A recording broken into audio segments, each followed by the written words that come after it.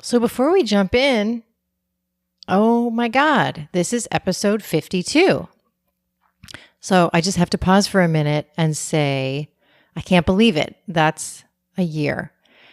And I want to thank you so much for being with me through this year. And it's completely been one of the most fun things I've done so far in my life. And I've loved it so far. I'm not ending anytime soon. I get to talk to these therapists who many of them I probably wouldn't talk to otherwise, and learn so much from their stories. And then even better, I get to share their stories with you. And then I keep getting feedback from you that, that a lot of these stories are exactly what you needed to hear. So thank you so much for being here. And let's head into the episode. Yeah, it was a really big, vulnerable point for me. And it was me just really kind of leveling up. And they were, putting aside the moments of like, holy crap, what am I doing? No one's going to sign up. This is going to be terrible. All of those moments, of which there were many. Both workshops actually sold out last month, and nobody was more surprised than me, I'll say. This is Therapist Clubhouse, a podcast for private practice entrepreneurs. I'm Annie Schusler. This week, I'm talking to Maya Benattar, a private practice entrepreneur in Midtown Manhattan in New York City. Listen as we dive into her journey in creating Reclaim Your Rhythm, a workshop for healers. Welcome, Maya. Thank you so much for being here today. Thank you for having me. So you're doing something that I really want to talk about, which is Reclaim Your Rhythm. Will you tell us about Reclaim Your Rhythm? Absolutely. So Reclaim Your Rhythm is a new pet project of mine, and it's starting with workshops, in-person workshops that are designed for helpers and healers. So I ran the first round of them last month here in my office in New York City, and they were really, really wonderful. And so I'm really excited about this. Cool. So what happens in this workshop? You're a music therapist, and I'm just imagining all kinds of magical stuff is happening. But what's the process you're leading people through? Yeah. Well, first of all, yes, a lot of magic. So the workshops are small. I limited it to 6 people. I ran it twice. I'll be running it again in the spring, twice. And it's this, I guess the best way to explain it is this idea that we, as helpers and healers, we tend to be really good, and I include myself in this, 150%. We tend to be really good at adapting to others' needs, right? To molding our lives, our energies around our partner's needs, our kids' needs, our clients' needs, our families, like all of that. And we lose a connection to this internal sense of rhythm. And so when I talk about rhythm, I don't just mean rhythm in a musical sense, although of course, as a music therapist, that's part of my thinking, but rhythm in terms of the seasons, our days, our energy, everything has a rhythm, our interactions, our conversations. You can really pull back the lens, so to speak, and think of everything as rhythm, everything in the world, really, if we want to go that big and broad. And so these workshops are an opportunity to, as I put it on the page on my website that describes them, an opportunity to find some calm in the chaos. This idea that we're not going to be able to be perfectly calm, perfectly articulate all the time, right? In order to do as helpers and healers, and I'd say probably 75% of the participants last round were therapists, which was awesome. In order to do the work that we do, we have to be able to show up even messy, show up even a little frazzled, show up even a little overwhelmed because we're showing up. So this idea that the world is chaotic, our lives may be chaotic, but even so, we don't need to wait for that perfect shining moment to find some calm. So I find that a lot of people and a lot of therapists, and I've been there myself, we wait, I'll relax when I go on vacation. I'll relax once I write all my notes. And it's always then you're just putting it off. So that's kind of where the workshop starts, with this idea of we can just be in the here and now. Mindfulness is just a huge part of my work. And so really there's 4 or 5 components to the workshop. This idea of just being in the here and now, grounding in, noticing, right? Just taking that moment to ground, to feel rooted, which can be hard in the middle of New York City, right? My office is actually 2 blocks from Midtown, from Times Square rather, in Midtown. And so it's fairly quiet in here, but you come in and it's just a lot of energy. And so outside. And so, but that's New York City pretty much in general. And so this idea of just coming in, grounding. And then we go through this creative process of noticing like, what is my current rhythm? I believe that you can't make changes unless you're really tuned into what's going on in the moment. Right. It's so interesting. It makes me think of like just last night, I was right before I went to sleep, I put in earplugs, which I often do. And I put my head on my pillow and I was hearing my heartbeat really loudly. Yeah. Boom, boom, boom. And I was like, Jesus, that's fast.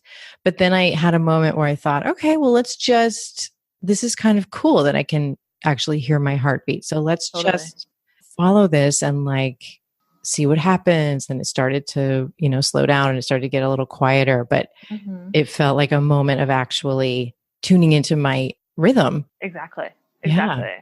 Yeah. And so we spend a fair amount of time in the workshops tuning into internal rhythms. So anything that starts from within our own bodies, our own minds, and emanates outwards. And then external rhythm. So anything that starts outside of us. And so that can be, people, that can be as broad as you want it to be, the energy of New York City, your partner, your kids, your clients, and that affects our internal. And so we play around a lot with the interplay of the internal and the external, and really just diving into like, there are so many internal rhythms. Heartbeat, of course, is a great example. There are so many internal rhythms we don't think about. The rhythm of our thoughts, the rhythm of our emotions. Rhythm also doesn't always have to be cohesive and clean and straightforward. Rhythm can be chaotic, it can be disorganized. It's still rhythm. There's as much rhythm in a boom, boom, boom of a drum as there is in a, jazz quartet that's doing all kinds of syncopations and changing meters every 5 seconds, right? It's still rhythm, just different rhythm. Yeah. And so then we spend a lot of time just figuring those out, playing out what our rhythms currently are, and then dreaming into and there's a process of a lot of creativity. So a lot of imagery, a lot of journaling, and then we get into playing. So the office is full of instruments. And so getting into just playing, like what it means to be with rhythm in a nonverbal, creative way, what it means to improvise, right? Because that's that messy place of like, I'm in this one place, I want to be ideally in another. How do I get from A to B? And like in therapy, the process it can be messy. I mean, I work in a deep attachment-based relational kind of way. So it's messy. And I love that about my work. And so in these workshops, it's the opportunity to play, to not be an expert, to just, a lot of people have shared with me that it felt very childlike and very creative, and that really has fed their needs as helpers and healers, as therapists. And so that's been really a fun part of the workshop, for me to hold that space for people to let go a little. And then at the end, we do a process of, reintegration. Like, what do they want to take away from this? How can this show up in their day-to-day lives? So a lot of and again, there's kind of a rhythm to the workshop of flowing outwards and sharing, and then time spent inwards, introspectively, journaling, meditating. And I like to have the balance because I know that I need that often as well. So yeah, that's pretty much an overview of what the workshops have looked like thus far. Beautiful. And how did you know you wanted to do this workshop? How long was this in the making, and how did it show up for you? That's a great question. I'm just laughing. I'll share why I'm laughing. Yeah. So over the years, I've done a variety of different kinds of workshops. I've done a lot of speaking and presenting outside of my office. So like going, doing professional development, corporate wellness, stuff like that. These workshops were kind of a long time in the marinating stage, for lack of a better word. I'd say, let me think for a moment. I'd say about, maybe almost a year ago, I started feeling, which is a long time for me. Historically, I tend to be think of an idea, execute said idea, follow through until my brain almost explodes kind of person. if I had to, choose a type. That's part of your rhythm. Yeah, that's historically, that's been part of my rhythm. And so part of this process for me has been really shifting my own rhythm. So this was just a thought for a long time. I had tried creative self-care workshops, things like that as part of my private practice. And nothing really ever took off. I'd get, a couple people coming and, I would do kind of the same old, guided relaxation, and it was fine. It was enjoyable and it was fine, but it never was like a sustainable part of my practice. And it wasn't really filling me up. So I started, last spring at some point, I had the idea, I want to get back into this, but I allowed myself to just hold the space where I want to do it differently. And that's new for me. And so, a process like anything else. And then it was probably the end of last summer that I was driving and I just had this idea, this phrase, reclaim your rhythm, just came to me. And I thought, oh, that's interesting. That's different. Because sometimes I'll try too hard with titles and names of things. And I allowed myself, I was, kind of in this transition of switching office spaces and just kind of allowed myself to be in that. And this came to me. And then I spent about 3 months working on refining the copy for the workshop before I actually put it out there, which is a long time for me. And I want to say, I think that's the way to do it, is to really work on the copy and the, putting out what the workshop is going to help people do and all of that before creating it. And sometimes people do it the other way. So I love that. I love hearing that you did that. Yeah. And it was just part of my larger overall process. I mean, when I started this process of, okay, I have this idea. Okay, I'm going to work on the copy and working with, with my coach around all this and really just sitting with the language. And I love words. I've always loved to write. And so allowing myself to like play with each word as opposed to just like, when I've done like music and mindfulness workshops, I have like, a paragraph that describes that. And I could have taken the easy way out and kind of slapped that up and sent that out. And this is something that runs much deeper for me. And so in the process, I did new headshots, which I hadn't done in 5 years, something like that. And really was leaned into and enjoyed them, which is new for me, and leaned into the rhythm of that, of just like showing up in this bold way. And it was a big thing for me to put these workshops out there. I won't lie. I'll be honest about that. It was a big thing. It was a bold step for me. It was that's vulnerability, right? When you create something you really believe in and you're willing to put it out there. Yeah, it was a really big vulnerable point for me. And it was me just really kind of leveling up. And they were, putting aside the moments of like, holy crap, what am I doing? No one's going to sign up. This is going to be terrible. All of those moments, of which there were many. Both workshops actually sold out last month, and nobody was more surprised than me, I'll say. So, yeah. So awesome, Maya. Thank you. Yeah, I don't know if anybody else was surprised, but that's... No, I don't think so. I don't think so. I really don't. And so now I'm really excited about this work. It's feeding my one-on-one work in such a beautiful way that I hadn't planned on. And it's inspiring me to do more within this framework of reclaiming your rhythm.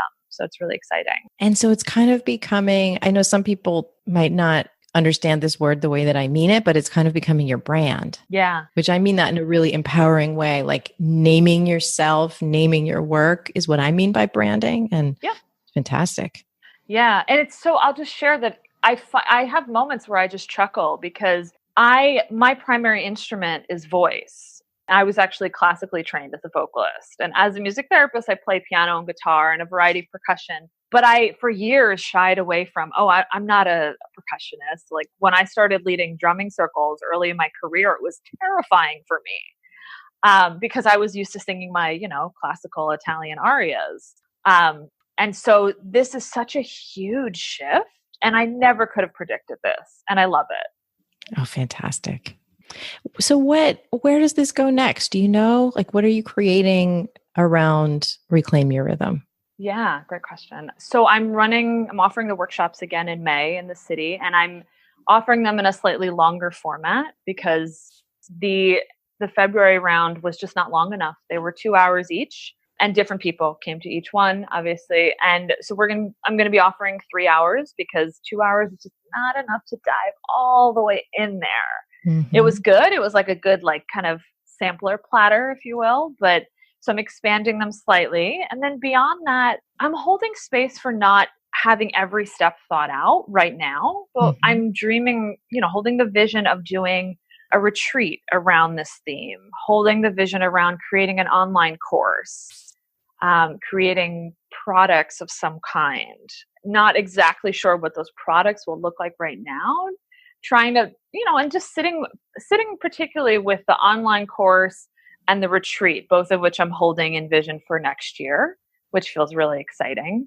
Offering kind of one-off consulting for therapists and helpers and healers around reclaiming your rhythm and what that could look like as a way to organize your practice and your life and tune in. So that's some of what I'm envisioning for where this work will go. Wonderful. In your practice outside of these workshops, it's all related, but in your practice outside of these workshops, who do you mostly see? I know you work with women who are struggling with anxiety and perfectionism. Yep. Yeah, exactly. Yeah. I primarily work with women who are struggling with anxiety, perfectionism, and who usually have a history of developmental or intergenerational trauma. And I love that work. I really do. And this rhythm, this kind of Reclaim Your Rhythm brand, which I need to get used to calling it a brand, so thank you for that. It really does feed that work because essentially, when people's lives have been affected by anxiety, by trauma, by perfectionism, it comes down to a rhythm thing at its core. Trauma affects our deepest biological rhythm and then affects the rhythm of how we are in relationship.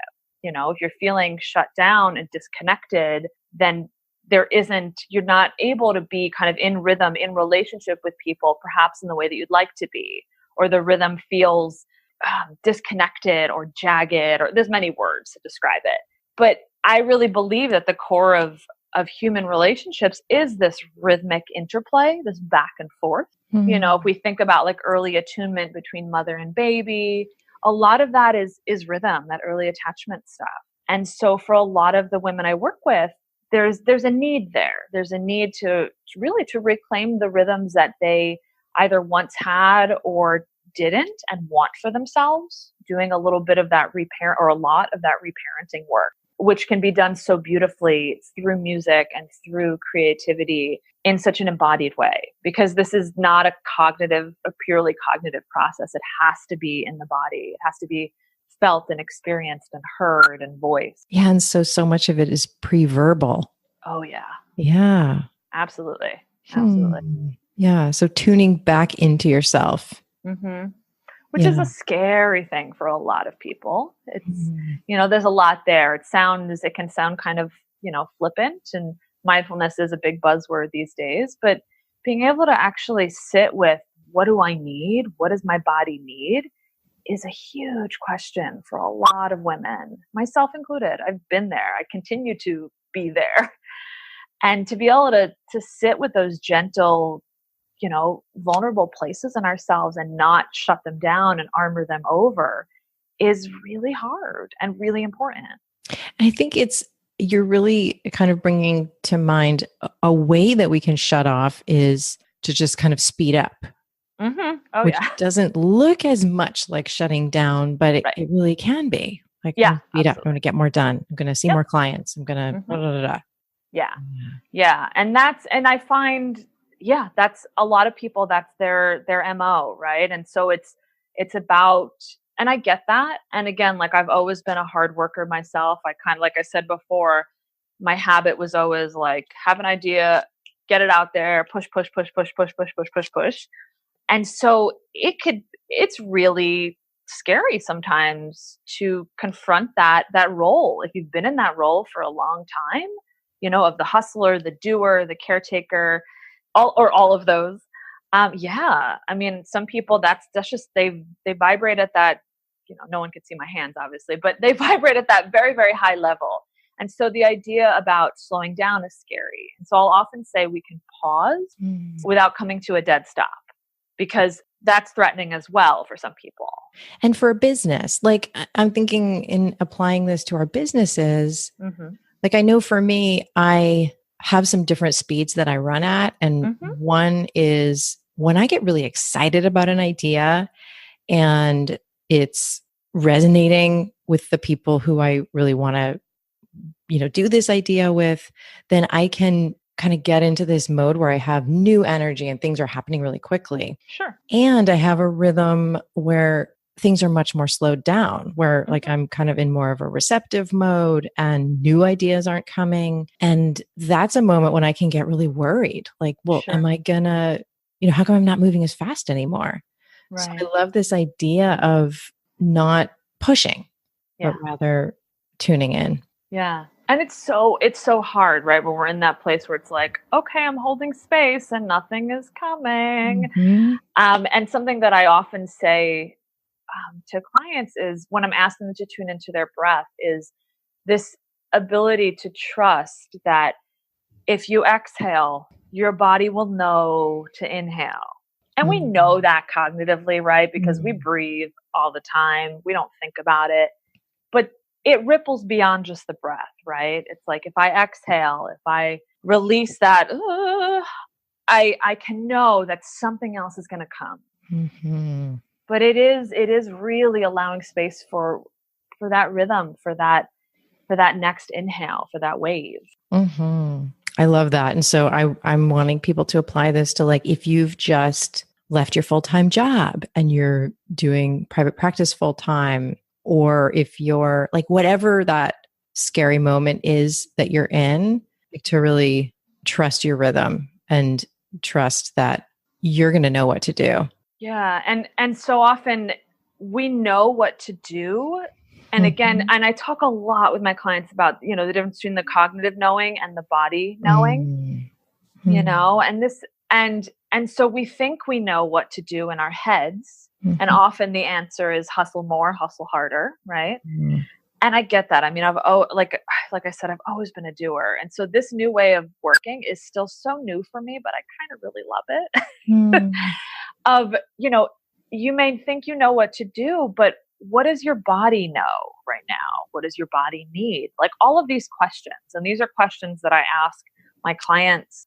These are questions that I ask, supervisees, that I ask in the Reclaim Your Rhythm workshops. These are big questions because I think as a society, as a culture, as a profession, we're not really given enough space for our own needs, and for the permission to even think about them. And so it's a process. It's a really important process. I love that you're bringing this. So can we talk about money for a minute? Sure. Why not? Let's talk about money. I was looking for like a really elegant segue. And I was like, sometimes there isn't one. What are you doing? So for the workshop and for your one-on-one work, what do you charge? Yeah, great question. So for the workshop, and this is right there on the page, it is for the 3-hour workshop, it's $145 a person, which was a huge stepping point for me. I'll be really honest about. When I did it for 2 hours, it was $95. And that was a huge stepping out point for me. There really was. Because in the past, when I had tried self-care workshops or something, they were priced, I think, somewhere around like a third of that. And yeah, so I've been enjoying stepping into that. Like, this is what I charge. And to know that people will pay that has been lovely. My individual work is $150 an hour, which is feeling lately a little too low. But that's where I am with that right now. And it seems like when you're saying maybe it's a little too low, I'm thinking in New York City, I could imagine that being low.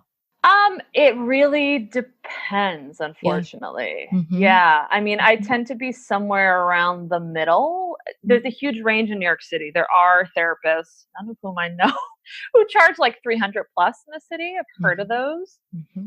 There are also therapists who slide for every client or take insurance, and I don't take insurance. So 150 is pretty middle of the pack, but I haven't raised it in a while, to be honest. And I've limited the amount of sliding scale clients that I have, which is also a new place for me to be in. That my rhythm, and this is all part of this ongoing transition, whatever we want to call it, of the past year, of that the rhythm that actually works for me is seeing fewer clients.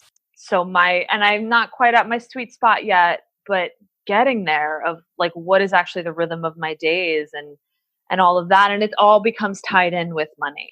It really, we can't address one without addressing the other, right? Because money is such a big part of this. Yeah, it totally is. Yeah. And you've added a different dynamic with having something that's more scaled, right? Where you can, and I still think it's a really good deal, Maya, but people can come in and do some transformative work with you, and it's not just one person at a time. So that, that adds a really cool dynamic to your business. I love it as well. I like doing group work. I love the one-on-one work. I find it really powerful and really like just this beautiful mutual process. But I used to do a lot of performing, and I love presenting and speaking. And so even doing the small group work in the workshops feeds a different part of me. I don't want to be seeing 30 clients a week, but I also don't want to be running 30 groups a week if anyone actually does that. So it's helping me find that middle ground, that, kind of that middle space in the rhythm for me. It's nice. Yeah. Have you ever had a moment in your business that was scary? Yes, of course. Many. Yeah. Many. Can you think of one that you got through? Oh, well, the most recent one was when I put out the Reclaim Your Rhythm workshops. And I mentioned this before, but that was really, really fucking scary. Yeah. I'm hoping it's okay to curse because I already just did. It's good. That was really scary. It was me. I had put so much time, so much money into doing the new headshots. And there was a part of me, a very loud part at that moment that was like, this isn't going to work. Like, this is, that old habit, that old part just popped up and was like, stay small, don't do this. Don't ask for too much. Right. And I'm aware, and I've worked through a lot of my own money story. And that's something I'm still processing in therapy and supervision. And, and so when I put those out there, and then of course there was like one bite and then cricket. I was like, holy shit. Like I almost took the page down. It was bad. It was hard, and even in talking about it, I'm aware of like, oh, that feeling in my body of like, yeah, that was really, really hard. It was a growth edge for me. It really, really was. And then all of a sudden and I did, to be fair and to be transparent, I don't know why fair needed to be said, I did put it out at the beginning of December. And so of course everyone's in like the holiday hustle. But then when January came, I picked it back up again, and it was so hard. I was emailing my list twice a week, and I've had like a sporadic relationship with my list over the years. 1 week on, 1 week, like I'd never been consistent. For a while, it was a monthly email newsletter, and then it was biweekly, and then it was, every third. It was a shit show. And so I was emailing my list twice a week, and I was like, oh God, this is so ridiculous. It was really at your edge. Oh my God. I was dancing around my edge for a long time. Yeah. And then all of a sudden it just like started working, and the Sunday workshop filled, I think, just about a month before the workshop. Like there was still a month left, and I was like, oh, there's no spots left for Sunday. Like, holy shit. Good. Yeah. And then it was at the point, and so I ran it on a Sunday afternoon and then a Thursday morning. And then it was at the point with the Thursday workshop that it was filling. And I was like, I had made my peace with like, okay, if there's 3 people, it's still financially viable, all of that, like kind of making that peace with myself. And then all of a sudden that one filled, and the last spot was taken the day before. And I was like, holy shit.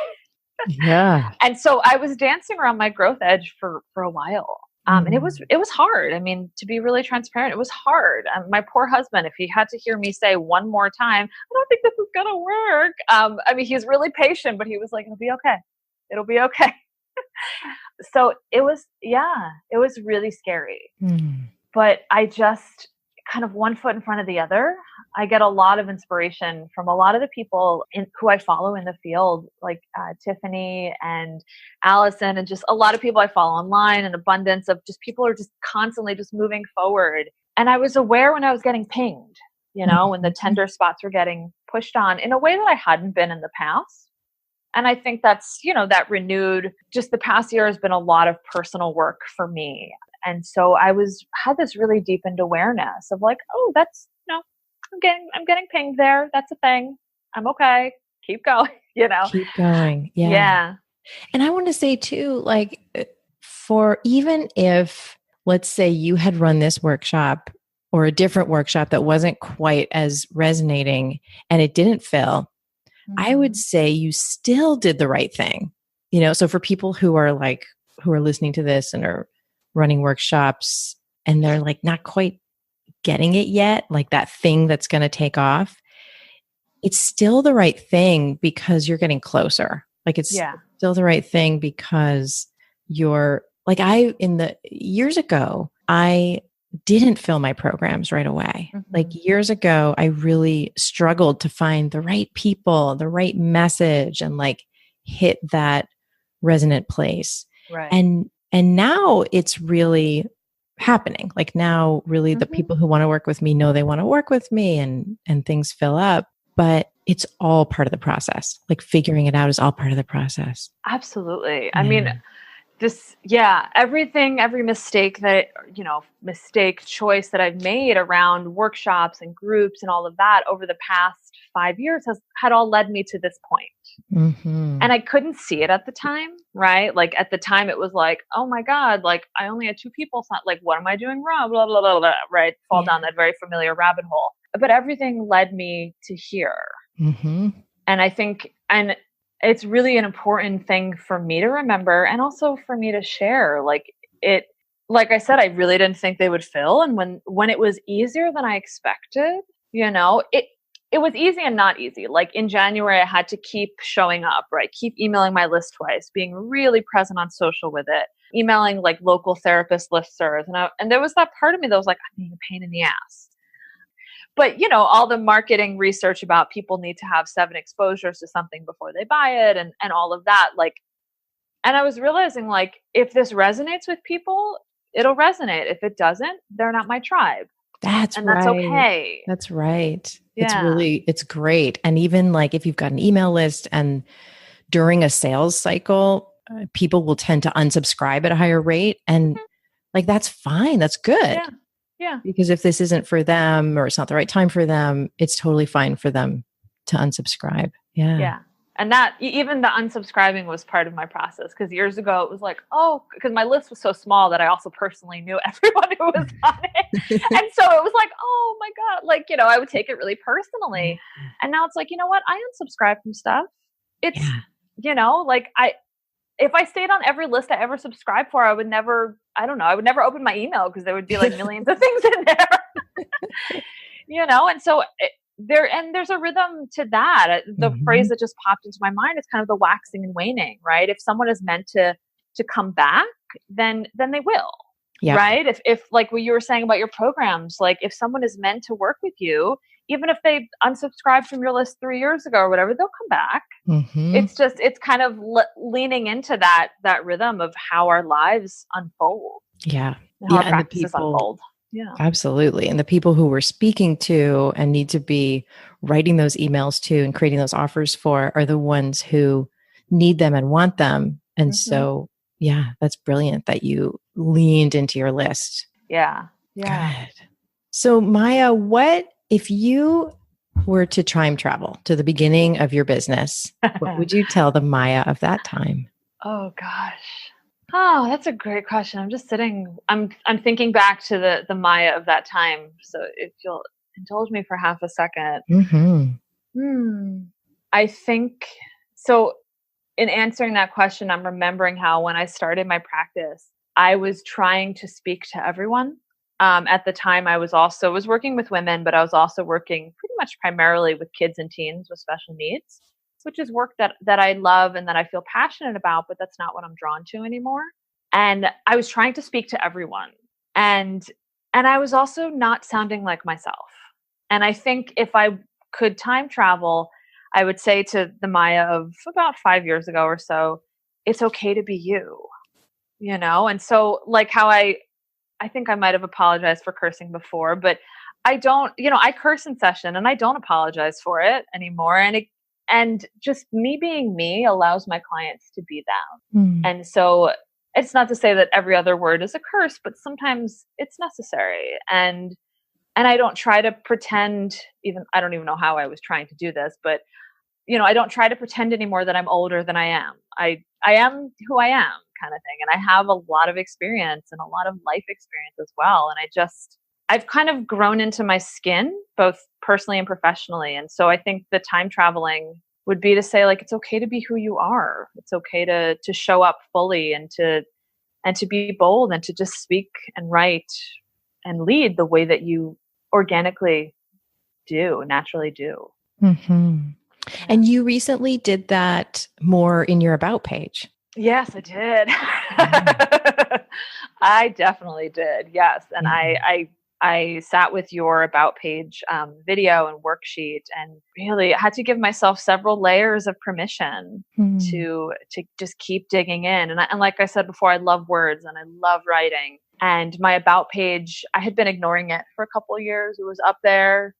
It was fine. It was too short in hindsight, but it really wasn't me. And so, yeah, I'm really proud of that. It was a total, like, that was also a growth point. I think that was last week.